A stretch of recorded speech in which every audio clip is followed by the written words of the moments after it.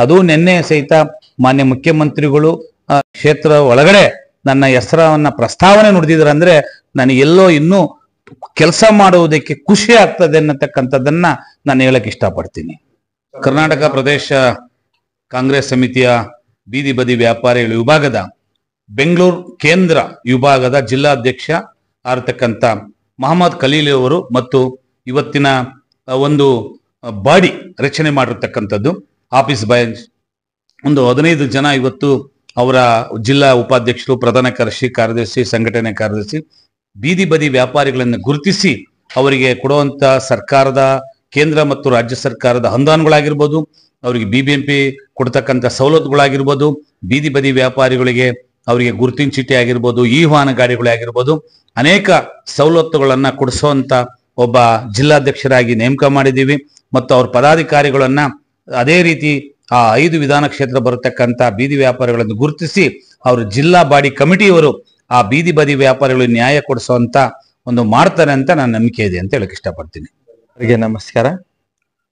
ಇವತ್ತು ಶಿವಾಜಿನಗರ ಕ್ಷೇತ್ರ ಅದು ಎಲ್ಲರಿಗೂ ಪೋಸ್ಟ್ ಕೊಟ್ಟಿದ್ದೀನಿ. ಶಿವಾಜಿನಗರ, ಸಿದ್ದಾಪುರ, ಹಲಸೂರು ಎಲ್ಲರಿಗೂ ಪೋಸ್ಟ್ ಕೊಟ್ಟಿದ್ದೀನಿ. ಡಿಸ್ಟಿಕ್ ಕಮಿಟಿ ಮಾಡಿದ್ದೀನಿ. ನಮ್ಮ ಗೆಟ್ ಟುಗೆದರ್ ಎಲ್ಲ ಏನೇನು ಸ್ಕೀಮ್ ಇದೆ ಎಲ್ಲ ಹೇಳಿಸ್ಬಿಟ್ಟು ನೆಕ್ಸ್ಟ್ ಅದು ಸ್ಕೀಮ್ ಎಲ್ಲ ಮುಂದೆ ತಗೊಂಡ್ಬಂದು ಒಳ್ಳೆ ಕೆಲಸ ಮಾಡಿ.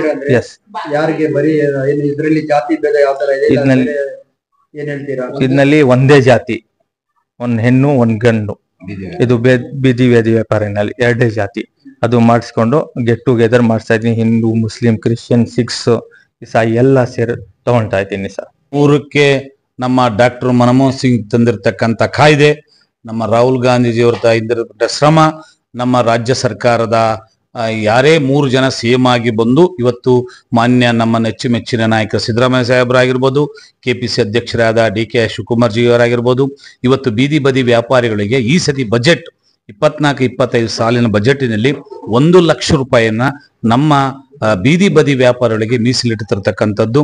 ಮತ್ತು ಈ ವಾಹನ ಗಾಡಿಗಳನ್ನ ಬೆಂಗಳೂರು ನಗರದಲ್ಲಿರ್ತಕ್ಕಂಥ ಬೀದಿ ಬದಿ ವ್ಯಾಪಾರಿಗಳಿಗೆ 50 ಕೋಟಿ ರೂಪಾಯಿಯಲ್ಲಿ ಗಾಡಿಯನ್ನ ಬಜೆಟ್ನಲ್ಲಿ ಮೀಸಲಿರ್ತಕ್ಕಂಥದ್ದು. ಇದು ಎಲ್ಲೋ ನಮ್ಮ ರಾಜ್ಯ ಸರ್ಕಾರ ಬೀದಿ ಬದಿ ವ್ಯಾಪಾರಿಗಳಿಗೆ ಬಡವರ ಪರವಾಗಿಗೋಸ್ಕರ ಸ್ಟ್ರೀಟ್ ವೆಂಡರ್ ಆಕ್ಟ್ ಮತ್ತು ಕರ್ನಾಟಕ ಸರ್ಕಾರದ ಅಧಿನಿಯಮದ 2019-20 ಪ್ರಕಾರವಾಗಿ ಈ ಬೀದಿ ಬದಿ ವ್ಯಾಪಾರಿಗಳಿಗೆ PM ಸೋನಡಿ ಅಜಿಯಲ್ಲಿ ನೋಂದಾವಣೆ ಆಗಿರ್ತಕ್ಕಂಥವರಿಗೆ ಈ ಸರ್ಕಾರದ ಯೋಜನೆಗಳು ಸಿಗ್ತಾ ಇದೆ ಅಂದ್ರೆ ನನಗೆ ಇವತ್ತು ಎಲ್ಲೋ ಒಂದು ಹೆಮ್ಮೆ ಅನ್ನತಕ್ಕಂಥದ್ದನ್ನ ಹೇಳಕ್ ಇಷ್ಟಪಡ್ತೀನಿ. अस्सलाम वालेकुम रहमतुल्लाहि बरकातहू। आज शिवाजी नगर से हमारे मोहम्मद वासी को पोस्ट दिया है district Congress committee street vendor cell में। हमारे सुभान भाई को दिया है और हमारे आसिफ भाई को, अल्लाह बख्श भाई को, और हलसूर से श्वेता मैडम उनको, और प्रीत मैडम को, हमारे सिद्धापुर से इमरान खान को पोस्ट दिया। इसलिए दिया गया है कि कौन सा क्या दिखाएंगे? ये स्ट्रीट वेंडर्स को, ये जो भी गरीबे हैं, जो भी स्ट्रीट वेंडर्स हैं, उनको जितनी भी परेशानी है, तकलीफ है, रोड पर है, कारोबार में है, हेल्थ के लिए है, बहुत सारी तकलीफ है, एजुकेशन के लिए है, कि पूरे आके एकजुट होके काम करें, वर्क करें और गेट टुगेदर करें करके मिलके यहाँ पे एक हिंदू, मुस्लिम, क्रिश्चियन, सिख, ईसाई, SC ST पूरों को लेकर साथ लेकर काम कर रहे हैं। तो ऐसे को तो लाइसेंस बनाना कुछ करिए तो क्या करना चाहिए पहले? इसीलिए अभी एक क्या कर रहे हैं हम, एक असेंबली को शिवाजी नगर में एक ऑफिस डाल रहे हैं।